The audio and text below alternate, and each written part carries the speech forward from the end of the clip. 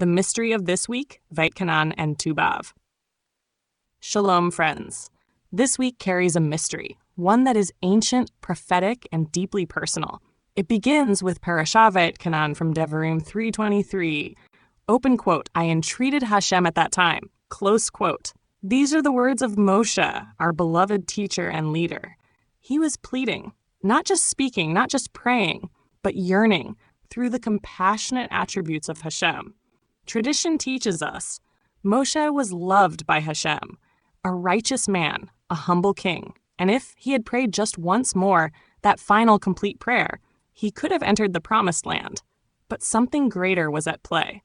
If Mosheh had entered, the world's story might have ended right there, because he was a Moshiach in his own right, anointed, complete, able to fulfill humanity's ultimate calling to walk with HaShem as one. But in his compassion, HaShem chose to wait. Not for Mosheh, but for us, for you and for me. HaShem delayed the final chapter to give each soul a chance to learn, to choose, to rise. And so Mosheh remained outside the land, but his merit, his Torah, his legacy was stored for every generation after him. Even today, we live by the light of his teachings, and his spiritual account continues to grow, as long as we learn, walk, and live the Torah he gave. This week also marks something else, a deep sorrow.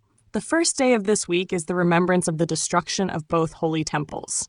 The physical house where HaShem once dwelled among us is no longer.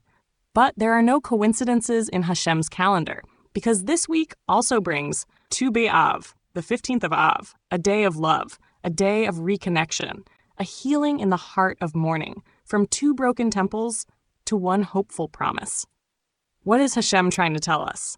At the start of this week, we are invited to feel a deep longing, a yearning in our soul, in all of creation, a cry for the return of HaShem's presence, to the rebuilding of his holy temple, to Mount Zion, to Jerusalem, to the city of the great King as sung in Tehillim 48. When we break faith with HaShem, when we forget his ways, we become lacking, disconnected, wandering, and still, he waits. He pursues us. He woos us back, even in our confusion, even in our rebellion, even in our silence.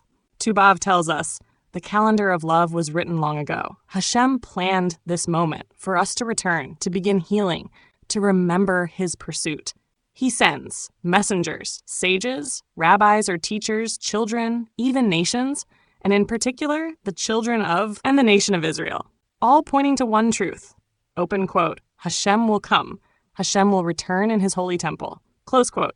And the world will be filled with his knowledge. As the waters cover the sea, every heart will understand. Every darkness will shine. Every tear will be known. And as I write these words, tears fall.